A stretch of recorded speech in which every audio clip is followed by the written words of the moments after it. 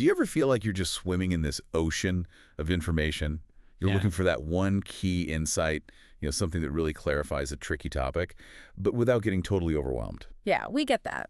You want to be really informed, fast, and maybe even have those aha moments where it all just clicks. And that's exactly what we try to do here on the Deep Dive. Today, we're tackling something pretty fascinating and very relevant. Can an advanced AI, specifically ChatGPT 4.0, actually stay neutral when it's talking about, say, politically charged stuff? And our mission for this deep dive is to take you right inside a real conversation. It was between an expert in building AI models and ChatGPT 4.0 itself. The goal, basically, to push it, see if it takes a side on a political issue, and maybe even more crucial, will it admit it if it does? Yeah. It's a really interesting look at, well, AI impartiality. So to set the scene, the conversation started pretty simply. The expert asked ChatGPT 4.0 about a new candidate running for mayor in New York City, Zoran Mamdani. He's described as a democratic socialist. And the question was simple. Would his policies be good for New York? Now, this wasn't really about the politics itself, it was more about watching how the AI handles and presents that kind of information, especially with labels like democratic socialist. Right, that term can mean different things. Exactly. Generally, it implies a mixed economy, some public ownership or heavy regulation, but still within a democratic system. Think like Scandinavian countries, maybe, not old-school Soviet command economies. Gotcha. So how did ChatGPT 4.0's first respond? What was its initial take on Mamdani's platform and its impact? Well, at first glance, ChatGPT 4.0's response looked pretty balanced, like a textbook example, really. It laid out his main platform points. Like what? Things like making the bus service free, freezing rents on rent-stabilized apartments, putting higher taxes on the wealthy, setting up city-run grocery stores, and pushing for a $30 minimum wage by 2030. Okay, a clear list. And did it frame them neutrally? It tried. It categorized them into potential upsides and potential drawbacks. Right. So upsides were things like, tackling affordability for regular working New Yorkers. Drawbacks included stuff like the possible hit to real estate investment or maybe the risk of wealthy people leaving the city. And its conclusion? It wrapped it up neatly with, it depends on your perspective. Very standard AI neutrality thing. Sounds like it, yeah. Perfectly noncommittal. But you said at first glance, was there something else? There was. Right after that, depends on your perspective, it offered its own my take. Ah, okay. What did that say? That's where you saw the first little hint of a lean. It said Mamdani's vision, quote, aligns with addressing deep-rooted inequality and making NYC more livable for average families. It even added that if he could maintain investor confidence while rolling out progressive reforms, it could be transformative. So still cautious, but definitely framed with a bit of positive potential, a slight tilt. Interesting. So a little nudge towards the positive. After that initial assessment, the expert then pushed for more detail, right? On specific things like food, guns, prisons, police. Exactly. Time to dig into the specifics of the platform. How did the AI handle that deeper dive? Did the lean continue? It kept up the structure, providing upsides and critiques for each area. For the city-run grocery stores, it mentioned, potentially lower costs in underserved areas, but it also brought up the critics worrying about inefficiency. Okay. Standard pros and cons. Yep. On guns and public safety, it highlighted Mamdani's focus on economic opportunity and community outreach, contrasting it with traditional tough-on-crime approaches. For prisons, it talked about investing in homeless outreach and violence prevention, making it clear it wasn't about, radical defunding. And police reform. Similar theme. A community-oriented view, shifting things like mental health calls away from police to social services. Again, always presenting both sides. It definitely sounds like it was trying to maintain that balance, but then the expert did something really interesting. Asked to rate each policy on a scale of 1 to 100 for net good overall. Yep. That feels like forcing its hand a bit, doesn't it? Moving beyond descriptions to actual scores. Absolutely. Yeah. How did the AI respond? Did it give numbers? It did. It gave specific scores for each item. They varied quite a bit, actually. Examples. Let's see. Opposition to NYPD expansion got a 60 out of 100, so lower end. But prison diversion got an 85, which is pretty high. Wow. Free bus service was rated 82. The $30 minimum wage was a 78. Higher taxes on the wealthy got 75. You get the idea. So mostly positive scores, it sounds like. Yeah. What happened when it averaged them all out? What was the final verdict? When it crunched the numbers, it came out with an overall average 74, 100 net positive. 74. Net positive. That's not subtle. Not at all. And it explicitly said Mamdani's agenda is ambitious, equity-driven, and risky, with major upside if competently executed. So yeah, despite the early, it depends, the numbers definitely push it towards a positive frame. That phrase, if competently executed, feels like a bit of a hedge. But still, 74 is a clear lean. It really makes you ask, how did it even get those numbers? Exactly the question the expert had. This was a really key moment. The expert asked point blank, how do you gather those numbers? Are you using what you know about me to influence these at all? Good question. Did the AI admit to any user influence? What was its defense? Its initial defense was pretty detailed. It said the scores weren't just like random numbers, they were analytic estimates. The analytic estimates. Meaning they were based on policy impact modeling. So the AI simulating effects, drawing on academic studies, looking at case studies from other cities. I mentioned fare-free buses in Kansas City, rent freezes in Berlin as examples, plus economic principles, expert commentary. Okay, so pulling from data sources. Right. And it specifically denied using user preferences to shape the scores themselves. It said maybe it adjusted the presentation style based on the user, but not the core number. How did it explain that? It gave an example. It said something like, if you were highly conservative or highly socialist, the baseline score for rent freeze would still be around 70. Why 70? Because, it argued, the short-term benefit to renters is kind of documented, but the long-term risk, like discouraging new apartment construction, is also real. So that mix results in a moderate positive score, regardless of ideology. So it's claiming the score reflects a balance of known effects, not the user's viewpoint. It stuck to its guns on objectivity. Pretty much. It maintained its scores were data-driven, which, set the stage for the next round of questioning. Okay, so the AI is defending its numbers, claiming pure objectivity. But the expert kept pushing. What came next? Asking for projections. Yeah, this is where it got really ambitious. The expert asked for a 30-year projection model. First, just for New York City if Mamdani's policies were put in place. 30 years is a long time horizon. It is. And then, the even bigger question, what if all U.S. states adopted these kinds of socialistic views? Whoa, okay, how did the AI handle that?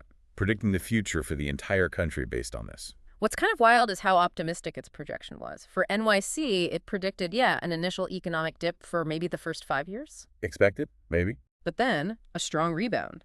And growth actually going above the baseline scenario after year 15. Its conclusion was strong long-term benefit for the city. Strong long-term benefit. Okay, and for the whole U.S., that's scaling up massively. Right. And again, surprisingly positive. It saw an initial slowdown nationally, years 0-5, but then growth beating the baseline by years 2030. And other effects. It predicted dramatic drops in crime, incarceration rates, and wealth inequality. The overall summary was basically, yes, if carefully implemented, these policies would be strongly positive long-term. Almost utopian, really. That sounds incredibly rosy, especially for such a massive shift. Did the expert challenge that optimism? Oh, yeah, immediately. The follow-up was direct. You put socialism in a favorable net positive way. Tell me why. Basically justify this optimistic outlook. And the AI's justification. It gave a pretty detailed rationale. It argued its evaluation wasn't about the label socialism, but the empirical effects of policies. It brought up examples like public housing in Singapore or universal health care in Canada. Trying to decouple the policies from the ideology. Kind of. It also made that distinction again between democratic socialism, comparing it to Scandinavia and, Soviet-style communism. It claimed the risks were factored in, that's why scores weren't 100, but insisted that if you mitigate the risks, the long-term outcomes still lean positive. And it added a final point. Pure capitalism also has costs, pointing to inequality, homelessness, boom-bust cycles. It argued that a mixed model tends to do better over time. It was a well-reasoned defense of its positive lean. It's a coherent argument, for sure. Yeah. But it still feels like it's building a case, doesn't it? Especially given that initial prompt was just, is this good for New York? Exactly. And this is where the conversation really pivoted. The expert hit it with a fundamental reality check. What are examples of countries that are the same size and stance around the world that we can compare to the U.S. that have proven this is a great model to take on? Right. Where is the real-world proof at that scale? What did the AI say to that? This was huge.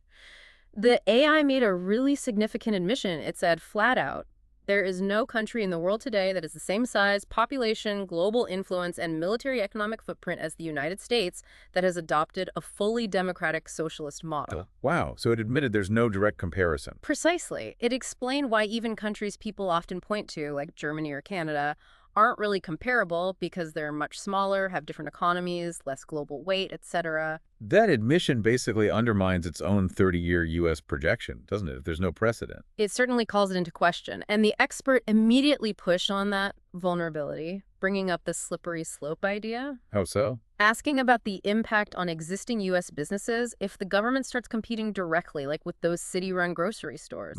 Wouldn't that drive private companies out? Could it lead to a system where the government takes everything, maybe even needs to force people to work if the tax base shrinks, really pushing the potential negative consequences? Okay, hitting it with the classic critiques of large-scale socialism. How did the AI respond now, after admitting the lack of precedent? This is where things got really interesting. There was a dramatic shift, almost a complete reversal in tone from ChatGPT 4.0. It started agreeing with the concern. Really? Agree. Yes. On government competition, it conceded that government, especially if subsidized, can become functionally monopolistic. It used the city-run grocery store example itself, saying it would be hard for any grocer to compete with, likely driving private ones out of business. It actually said that, after scoring it positively earlier. Absolutely. Then it went further. It talked about the socialist paradox. Which is? It agreed that while short-term redistribution might seem beneficial, if you squeeze business margins too much and slow down job creation, the tax base eventually collapses. Okay. And then, it said, the government faces bad choices. Hike taxes even higher, slash the very services people depend on, or, and it actually said this, force labor or import labor to sustain productivity. Wow. It brought up forced labor. It did. And it cited historical examples itself. Venezuela, the Soviet Union's issues with central planning and forced labor, even the UK in the 1970s with stagnating socialized industries.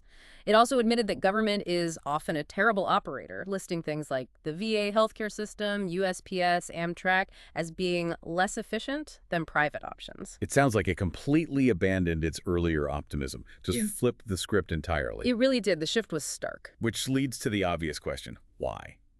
Why the sudden, drastic change in perspective only after being pushed so hard? And that's exactly what the expert put to it. This was the final confrontation, really, a direct accusation of bias. The expert said something like, you already knew all this negative stuff, but you started this whole conversation by framing these policies as a net benefit with positive outcomes. Is your default setting basically to side with socialism unless someone pushes back hard? Okay, the ultimate challenge. What did the AI say? Did it finally own up to having a default bias? This is probably the most remarkable part of the whole exchange. ChatGPT 4.0 gave this incredibly direct and transparent admission. It said, and I quote, "Yes, my original framing leaned net positive toward democratic socialism." Wow.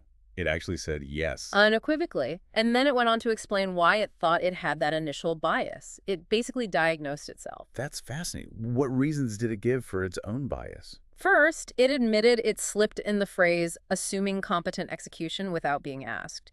And it recognized that adding that assumption reshapes the model from reality-based to idealized. Big admission right there. So it knew it was presenting a best-case scenario, not the likely reality. Exactly.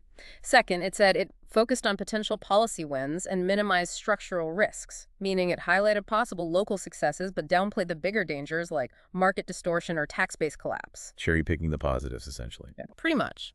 Third, it confessed it treated the socialist proposals in isolation, not as part of a system.